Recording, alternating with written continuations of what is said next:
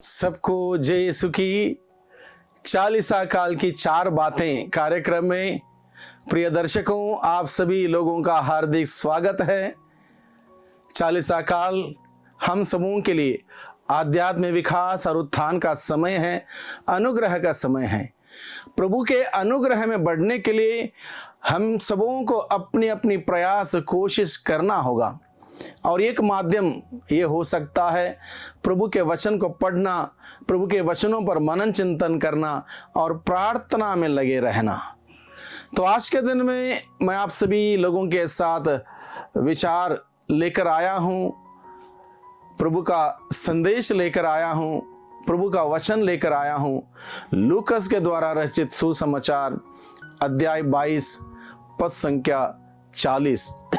इसके पूर्व हमने मनन चिंतन किया पद संख्या 39 पर। आज 40वें पद संख्या पर हम लोग मनन चिंतन करें और इसमें लिखा है, ईसा ने अपने शिष्यों से कहा, जागते रहो और प्रार्थना करते रहो जिससे तुम परीक्षा में ना पड़ो। प्रभु यीशु ने अपने शिष्यों को और शिष्यों के माध्यम से हम सबों को यह संदेश दिया कि जागते रहो, प्रार्थना करते रहो।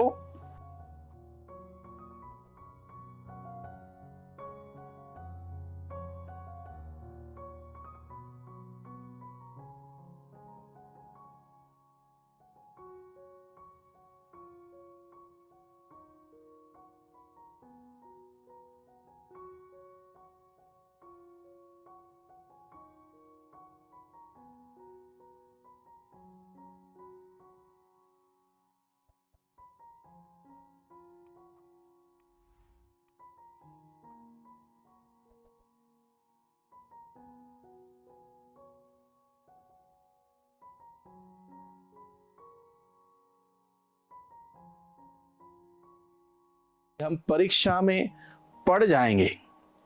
बाइबल में बहुत सारे उदाहरण हैं जहां लोग सो गए, सतर्क नहीं रहे, सावधान नहीं रहे, जिसके वजह से वो परीक्षा में पड़ गए। चाहे वो खेत में जंगली बीज का दृष्टांत क्यों ना हो, और उसमें इस बात का उजागर किया है, अच्छा बीज बोया था खेत में, जब बालें निकली बहुत सारे जंगली बीज की बालें दिखाई देने लगी और वहां पर उस वक्त प्रश्न किया गया, ये जंगली बीज कहां से आई, अच्छा बीज बोया था। तब उसका उत्तर यह आया, जब वे आकर सो गए थे तब जाके बैरी ने जाके जंगली बीज बोया।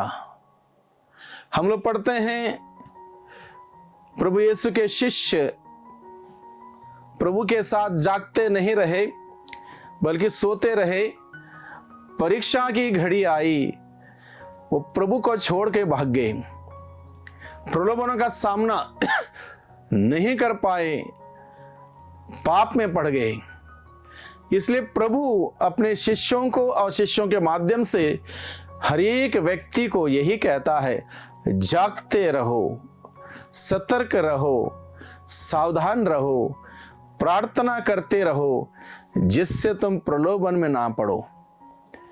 आज के इस आधुनिक युग में प्यारे भाइयों बहनों, चारों ओर प्रलोभनों का जाल बिछाया हुआ है। पाप का एक वेब चारों तरफ से बिछाया हुआ है। छोटे बच्चे से लेकर बड़े बूढ़े तक अगर सतर्क नहीं रहेंगे, सावधान नहीं रहेंगे, पाप में पड़ सकते हैं। ऐसा एक माहौल, ऐसा एक परिवेश हम सबों के सामने आज के दिन में मीडिया के माध्यम से, इंटरनेट के माध्यम से, अलग अलग प्रकार के आधुनिक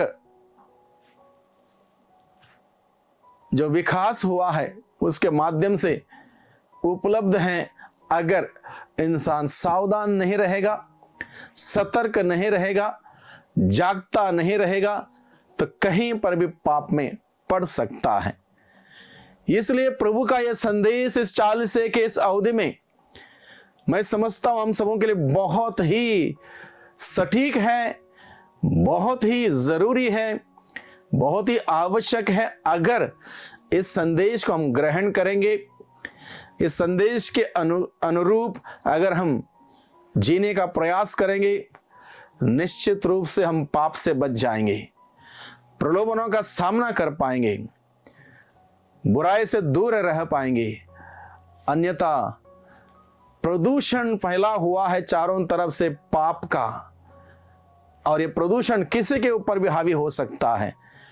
इसलिए प्रभु ने हम सबों से कहा, जागते रहो, प्रार्थना करते रहो, जिससे तुम प्रलोभन में ना पड़ो। इसलिए भाइयों बहनों, 40 की इस अवधि में हम सभी सतर्क रहें, सावधान रहें, जागते रहें। कैसे जागें?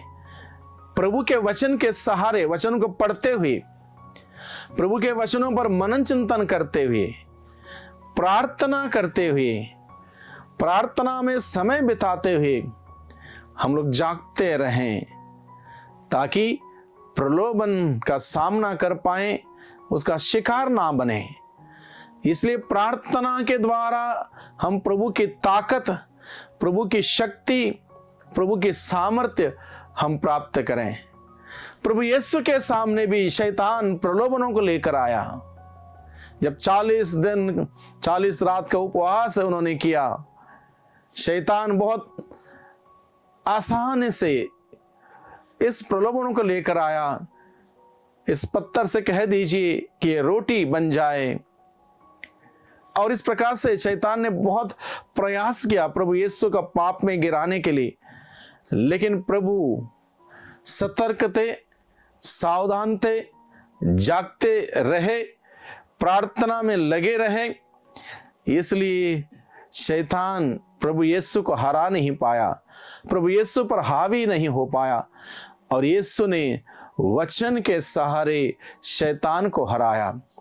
तो 40 के इस अवधि में भाइयों बहनों, हम सभी वचन को लेकर, वचन को पढ़ते हुए, सुनते हुए, मनन चिंतन करते हुए, प्रार्थना करते हम जागें। अन्यथा हम सभी देख रहे हैं चारों तरफ से क्या हो रहा है। जिस घर में प्रार्थना नहीं है, जिस व्यक्ति के जीवन में प्रार्थना नहीं है, जिस परिवार में पारिवारिक प्रार्थना नहीं है, वहां की दशा हम सभी अच्छी तरह से जानते हैं। भले हम लोग बहुत कुछ हासिल कर रहे हैं, बहुत कुछ मेहनत कर रहे हैं, बहुत परिश्रम कर रहे हैं, लेकिन प्रार्थना के बगैर हमारा जीवन अधूरा है।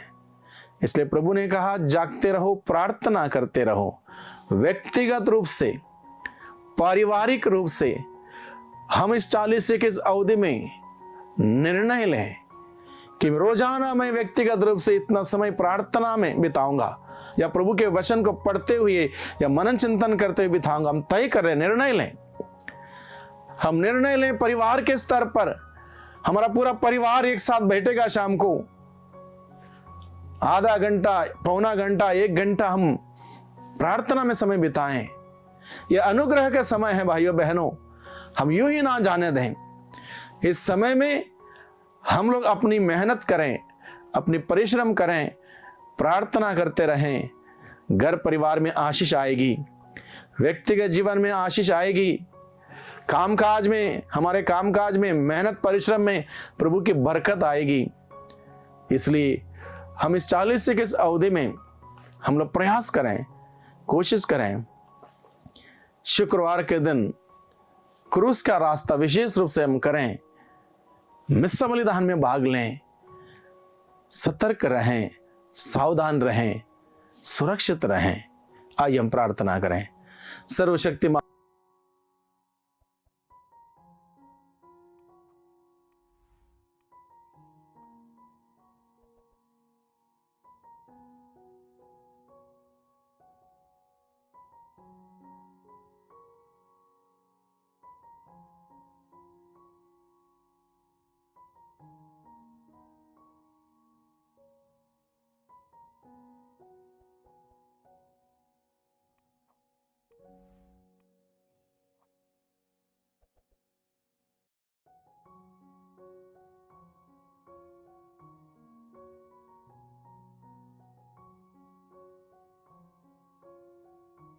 आमीन।